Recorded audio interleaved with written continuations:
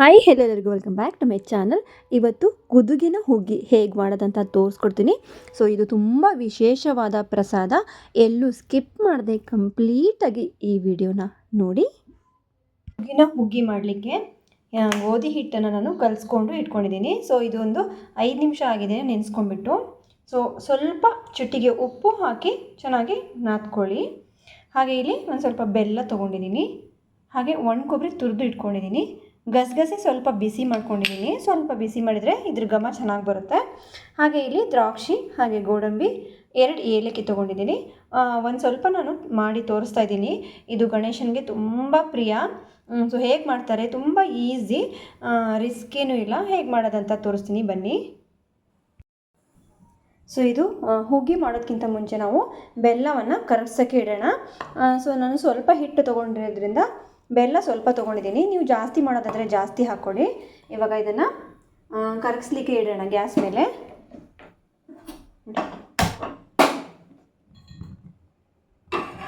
So ಇದು ಕರಗ್ತಾ ಇರಲಿ, ಅಲ್ಲಿ ತನಕ ನಾವು ಹುಗ್ಗಿ ಮಾಡ್ಕೊಳ್ಳೋಣ. ಸೊ ಇವಾಗ ನಾನು ಕಟ್ಟೆಯಲ್ಲೇ ಗುದುಗಿನ ಹುಗ್ಗಿ ಈಸಿಯಾಗಿ ಹೇಗೆ ಮಾಡ್ಕೊಳ್ಳೋದಂತ ತೋರಿಸ್ತೀನಿ ನೋಡಿ. ಈ ಥರ ನಾವು ಸ್ವಲ್ಪ ಹಿಟ್ಟು ತೊಗೊಂಡು ಅದನ್ನು ಚೆನ್ನಾಗಿ ತಿಕ್ಕಿ ಈ ಥರ ನಮಗೆ ಉದ್ದ ಬೇಕಂದರೆ ನೀವು ಉದ್ದನೇ ಹಾಕ್ಕೋಬೋದು. ಸೊ ನಾನಿಲ್ಲಿ ಸಣ್ಣದಾಗಿ ಕಟ್ ಮಾಡ್ಕೊಳ್ತಾ ಇದ್ದೀನಿ. ತುಂಬ ದಪ್ಪವೂ ಮಾಡಬೇಡಿ. ಸೊ ಒಂದು ಮೀಡಿಯಮ್ ಆಗಿ ಇರಲಿ, ಇಷ್ಟಿದ್ರೆ ಸಾಕು. ಸೊ ಅಮ್ಮನ ಮನೇಲೆಲ್ಲ ಉದ್ದುದ್ದ ಬಿಡ್ತಾರೆ. ಸೊ ನಾನಿಲ್ಲಿ ಸಣ್ಣದಾಗಿ ಕಟ್ ಮಾಡ್ತಾ ಇದ್ದೀನಿ ನೋಡಿ. ತುಂಬ ಗಣಪತಿಗಂತೂ ತುಂಬ ವಿಶೇಷವಾದ ಪ್ರಸಾದ. ಸೊ 5 ದಿನ ಗಣಪತಿ ಇಡೋರು ಒಂದು ಟೈಮ್ ಆದರೂ ಈ ಪ್ರಸಾದನ ಮಾಡಿ ನೈವೇದ್ಯ ತೋರಿಸ್ತಾರೆ. ಸೊ ನಮ್ಮ ಗಣೇಶನಿಗೆ ವಿಶೇಷವಾದ ಪ್ರಸಾದಗಳನ್ನು ನಾನು ತೋರಿಸ್ತಾ ಇದ್ದೀನಿ ನೋಡಿ. ಇಲ್ಲಿ ಗುದುಗು ಹುಗ್ಗಿ ನಾನು ಎಲ್ಲನೂ ರೆಡಿ ಮಾಡ್ಕೋತಾ ಇದ್ದೀನಿ. ಈ ಥರ ನೀವು ಕಟ್ಟೆ ಮೇಲೆ ಚೆನ್ನಾಗಿ ಒರೆಸ್ಕೊಂಡ್ಬಿಟ್ಟು ಕಟ್ಟೆ ಮೇಲೆ ಮಾಡ್ಕೊಂಡ್ಬಿಟ್ರೆ ತುಂಬ ಫಾಸ್ಟಾಗಿ ಬೇಗ ಮಾಡ್ಕೋಬೋದು. ಹಿಟ್ಟೇನು ಹಚ್ಚಕ್ಕೆ ಹೋಗ್ಬಿಡಿ. ಹಿಟ್ಟು ಹಚ್ಚಿದರೆ ಮತ್ತು ನಿಮಗೆ ಹಿಟ್ಟಿಟ್ಟು ಪಾಯಸದಲ್ಲಿ ಹಿಟ್ಟಿಟ್ಟಾಗುತ್ತೆ. ಸೊ ಹಿಟ್ಟೇನು ಹಚ್ಚಕ್ಕೆ ಹೋಗ್ಬಿಡಿ ನೋಡಿ. ನಾನು ಎಷ್ಟು ಬೇಗ ಇಷ್ಟು ಮಾಡ್ಕೊಂಬಿಟ್ಟೆ. ಸೊ ಈ ಥರ ನೀವು ಮಾಡಿಕೊಂಡ್ರೆ ತುಂಬ ಈಸಿಯಾಗಿ ಗುದುಗಿನ ಹುಗ್ಗಿ ಮಾಡ್ಕೋಬೋದು. ಹಾಗೆ ತುಂಬಾ ಟೇಸ್ಟು ಕೂಡ ಇರುತ್ತೆ. ತುಂಬ ಸರಳ ವಿಧಾನದಲ್ಲಿ ಈಸಿಯಾಗಿ ನಮಗೆ ಈ ಒಂದು ಗುದುಗಿನ ಹುಗ್ಗಿ ರೆಡಿ ಆಗುತ್ತೆ. ನೋಡಿದ್ರಲ್ಲ ಹೇಗೆ ನಾನು ರೆಡಿ ಮಾಡ್ಕೊಂಡಿದ್ದೀನಿ. ಸೊ ಆಲ್ಮೋಸ್ಟ್ ನಂದು ಎಲ್ಲ ಹುಗ್ಗಿ ಮಾಡ್ಕೊಂಡಾಗಿದೆ. ಇಲ್ಲಿ ನಾನು ನೀರನ್ನು ಕುದಿಲಿಕ್ಕೆ ಇಟ್ಟಿದ್ದೆ. ಸೊ ನೀರು ಕುದೀತಾ ಇದೆ ನೋಡಿ. ಇದು ನೀರಲ್ಲಿ ನಾನು ಏನೂ ಹಾಕಿಲ್ಲ, ಜಸ್ಟ್ ಈ ನೀರು ಕುದೀತಾ ಇದೆ. ಸೊ ಇವಾಗ ಈ ನೀರಲ್ಲಿ ಹಾಕ್ಕೊಳ್ಳೋಣ.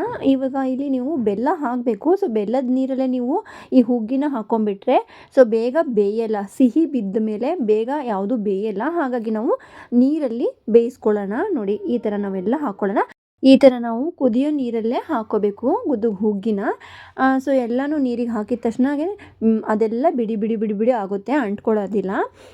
ಈ ಥರ ಎಲ್ಲ ಹಾಕ್ಕೊಂಡು ಚೆನ್ನಾಗಿ ಒಂದು ಸ್ವಲ್ಪ ಹೊತ್ತು ಬಿಟ್ಟು ನೀವು ಕೈ ಆಡಿಸಿ. ಆವಾಗಲೇ ಕೈ ಆಡಿಸ್ಬೇಡಿ, ಇಲ್ಲಾಂದರೆ ಒಂದಕ್ಕೊಂದು ಅಂಟ್ಕೊಂಡ್ಬಿಡುತ್ತೆ. ಹಾಗಾಗಿ ಸ್ವಲ್ಪ ಹೊತ್ತು ಬಿಟ್ಟು ಕೈ ಆಡಿಸ್ಕೊಳ್ಳಿ ನೋಡಿ. ಎಷ್ಟು ಚೆನ್ನಾಗಿ ಕಾಣ್ತಾ ಇದೆ ಕುದಿಯುವಾಗ. ಸೊ ಎಲ್ಲನೂ ಬಿಡಿ ಆಗಿದೆ. ನಿಮಗೆ ಕಾಣಿಸುತ್ತೆ, ಬಟ್ ನೀರಲ್ಲಿ ಹಾಕಿದ ತಕ್ಷಣ ಎಲ್ಲನೂ ಒಂದಕ್ಕೊಂದು ಅಂಟ್ಕೊಳ್ಳದೆ ಬಿಡಿ ಆಗುತ್ತೆ. ಅಲ್ಲಿ ತನಕ ನಾವು ಇಲ್ಲಿ ಕುದೀತಾ ಇರಲಿ. ಸ್ವಲ್ಪ ಇದು ಬೇಯಬೇಕು ಗೋಧಿ ಹಿಟ್ಟನ್ನು, ಹಾಗಾಗಿ ಸ್ವಲ್ಪ ಬೇಯಬೇಕಿದು. ಇಲ್ಲಿ ನಾನು ದ್ರಾಕ್ಷಿ ಗೋಡಂಬಿ ಇನ್ನೂ ಫ್ರೈ ಮಾಡ್ಕೊಂಡಿಲ್ಲ. ಸೊ ಫ್ರೈ ಮಾಡ್ಕೊಳ್ಳೋಕ್ಕೆ ಒಂದು ಸ್ಪೂನ್ ತುಪ್ಪ ಹಾಕ್ಕೊಳ್ತಾ ಇದ್ದೀನಿ ನೋಡಿ. 1 ಸ್ಪೂನ್ ತುಪ್ಪ ಹಾಕ್ಕೊಂಡು ದ್ರಾಕ್ಷಿ ಗೋಡಂಬಿಯನ್ನು ನಾವು ಫ್ರೈ ಮಾಡ್ಕೊಳ್ಳೋಣ. ಅಲ್ಲಿ ತನಕ ಚೆನ್ನಾಗಿ ಹುಗ್ಗಿ ಬೇಯ್ತಾ ಇರಲಿ. ಇಲ್ಲಿ ದ್ರಾಕ್ಷಿ ಗೋಡಂಬಿ ಬಾದಾಮ್ ಕೂಡ ಹಾಕ್ಕೋಬೋದು. ಆಪ್ಷನಲ್, ನಿಮ್ಗೆ ಏನು ಬೇಕು ಇದ್ರೂ ನೀವು ಡ್ರೈ ಫ್ರೂಟ್ಸನ್ನು ಹಾಕ್ಕೋಬೋದು. ನಾನಿಲ್ಲಿ ದ್ರಾಕ್ಷಿ ಗೋಡಂಬಿ ಅಷ್ಟೇ ಹಾಕ್ತಾಯಿದ್ದೀನಿ ನೋಡಿ. ಇದನ್ನು ಸ್ವಲ್ಪ ಚೆನ್ನಾಗಿ ಫ್ರೈ ಮಾಡಿಕೊಂಡು ಇಟ್ಕೊಳ್ಳೋಣ. ಆಮೇಲೆ ಲಾಸ್ಟಿಗೆ ನಾವು ಹಾಕ್ಕೊಳ್ಳೋಣ ನೋಡಿ. ಚೆನ್ನಾಗಿ ಫ್ರೈ ಆಗಿದೆ ದ್ರಾಕ್ಷಿ ಗೋಡಂಬಿ. ಇವಾಗ ಇದು ಆಲ್ಮೋಸ್ಟ್ ಎಲ್ಲ ಚೆನ್ನಾಗಿ ಬೆಂದಿದೆ. ನಿಮಗೆ ಹುಗ್ಗಿ ನೋಡಿ, ನೀರೆಲ್ಲ ಇಂಗ್ತಾ ಇದೆ ನೋಡಿ. ಬೆಂದಿದೆ ಇಲ್ಲ ನೋಡೋಣ. ಸೊ ಚೆನ್ನಾಗಿ ಬೆಂದಿದೆ. ಇವಾಗ ನಾವು ಬೆಲ್ಲದ ನೀರು ಮಾಡ್ಕೊಂಡಿದ್ದೀವಲ್ಲ, ಸೊ ಅದನ್ನು ಇವಾಗ ಹಾಕ್ಕೊಳ್ಳೋಣ. ನೋಡಿದ್ರಲ್ಲ. ಸೊ ಬೆಲ್ಲ ಹಾಗೆ ಹಾಕ್ಬೋದು, ಬಟ್ ಬೆಲ್ಲದಲ್ಲಿ ನೀವು ಎಷ್ಟೇ ಇದು ಮಾಡಿದ್ರೂ ಸ್ವಲ್ಪ ಏನಾದರೂ ಒಂದು ಗಲೀಜು ಇದ್ದೇ ಇರುತ್ತೆ. ಸೊ ಹಾಗಾಗಿ ಸೋಸ್ಕೊಂಡ್ಬಿಟ್ಟು ಹಾಕ್ಕೊಳ್ಳೋದೇ ಬೆಸ್ಟು. ಒಂದೊಂದು ಟೈಮ್ ಅಂತೂ ತುಂಬಾ ಗಲೀಜಿರುತ್ತೆ ನೋಡಿ. ನಾನು ಇವಾಗ ಸೋಸ್ಕೊಂಡ್ಬಿಟ್ಟು ಹಾಕ್ಕೊಂಡಿದ್ದೀನಿ. ನೋಡಿದ್ರಲ್ಲ, ಎಷ್ಟು ಸ್ವಲ್ಪ ಗಲೀಜು ಇದ್ದೇ ಇರುತ್ತೆ ಬೆಲ್ಲದಲ್ಲಿ. ಸೊ ಹಾಗಾಗಿ ಸೋಸ್ಕೊಂಬಿಟ್ಟು ಹಾಕಿದ್ರೇ ಚೆನ್ನಾಗೆ. ಇವಾಗ ನಾವು ಬೆಲ್ಲದ ನೀರಲ್ಲಿ ಚೆನ್ನಾಗಿ ಇದನ್ನು ಮಿಕ್ಸ್ ಮಾಡಿಕೊಂಡು ಕುದಿಸ್ಕೊಳ್ಳೋಣ ನೋಡಿ. ಸೊ ಫಸ್ಟ್ ನೀವು ಬೆಲ್ಲದ ನೀರು ಹಾಕ್ಕೊಳಕ್ಕೆ ಹೋಗಬೇಡಿ. ಹಾಗೆ ಸ್ವಲ್ಪ ಹುರಿದಿರೋ ಕಸಕಸೆ ಅನ್ನು ಹಾಕ್ಕೊಳ್ತಾ ಇದ್ದೀನಿ. ಹಾಗೆ ತುರಿದು ಇಟ್ಕೊಂಡಿರುವ ಒಣ ಕೊಬ್ಬರಿ. ಸೊ ಇದು ಮೇಯ್ನಾಗಿ ನೀವು ಹಾಕಲೇಬೇಕು. ದ್ರಾಕ್ಷಿ ಗೋಡಂಬಿ ಹಾಕಿಲ್ಲ ಅಂದ್ರೂ ಗಸಗಸೆ ಮತ್ತು ಒಣ ಕೊಬ್ಬರಿ ಹಾಕಬೇಕು. ತುಂಬ ಟೇಸ್ಟ್ ಇರುತ್ತೆ, ಚೆನ್ನಾಗಿರುತ್ತೆ. ಸೊ ಇದನ್ನು ಕೂಡ ಹಾಕಿ ಚೆನ್ನಾಗಿ ಮಿಕ್ಸ್ ಮಾಡ್ಕೊಂಡಿದ್ದೀನಿ. ಇವಾಗ ನಾನು ದ್ರಾಕ್ಷಿ ಗೋಡಂಬಿಯನ್ನು ಫ್ರೈ ಮಾಡ್ಕೊಂಡಿದ್ನಲ್ಲ ಅದು ಕೂಡ ಹಾಕ್ಕೊಳ್ತಾ ಇದ್ದೀನಿ ನೋಡಿ. ಸೊ ಮೇಯ್ನಾಗಿ ಬಂದುಬಿಟ್ಟು ಗಸಗಸೆ ಮತ್ತು ಒಣ ಕೊಬ್ಬರಿ ಹಾಕಲೇಬೇಕು ಈ ಪಾಯಸಕ್ಕೆ. ಇವಾಗ ಇದು ಬೆಲ್ಲದ ನೀರಲ್ಲಿ ಚೆನ್ನಾಗಿ ಎಲ್ಲ ಬೇಯ್ತಾ ಇದೆ. ಸೊ ನೋಡಿ, ಫುಲ್ ಕರೆಕ್ಟಾಗಿ ಪರ್ಫೆಕ್ಟಾಗಿ ಹದದಲ್ಲಿ ಬಂದಿದೆ. ಸೊ ಇದು ಗಟ್ಟಿ ಮಾಡ್ಕೋಬೇಡಿ. ಸೊ ಸ್ವಲ್ಪ ನೀರಾಗೇ ಇರಬೇಕು, ಅಂದರೆ ನಿಮಗೆ ಚೆನ್ನಾಗಿರುತ್ತೆ. ಇವಾಗ ಸಿಹಿ ಕೂಡ ಪರ್ಫೆಕ್ಟಾಗಿದೆ. ಸೊ ನೀವು ಜಾಸ್ತಿ ಮಾಡ್ಕೊಳ್ಳೋದಾದರೆ ಬೆಲ್ಲ ಜಾಸ್ತಿ ಹಾಕ್ಕೊಳ್ಳಿ. ಹಾಗೆ ನಾನು ಸ್ವಲ್ಪ ಪ್ರಮಾಣದಲ್ಲಿ ತೋರಿಸ್ತಾ ಇದ್ದೀನಿ.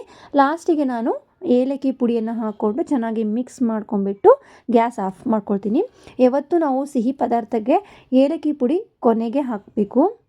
ಇವಾಗ ಇದು ಪರ್ಫೆಕ್ಟಾಗಿ ರೆಡಿಯಾಗಿದೆ ನೋಡಿ. ಇವಾಗ ಇದನ್ನು ಗ್ಯಾಸ್ ಆಫ್ ಮಾಡಿಕೊಂಡು ಸರ್ವ್ ಮಾಡ್ಕೊಳ್ಳೋಣ. ನೋಡಿ, ಈ ಥರ ಸ್ವಲ್ಪ ನಿಮಗೆ ನೀರು ಥರ ಇರಬೇಕು ಪಾಯಸ. ಇವಾಗ ಒಂದು ಬೌಲಿಗೆ ನಾನು ಸರ್ವ್ ಮಾಡ್ಕೊಳ್ತಾ ಇದ್ದೀನಿ.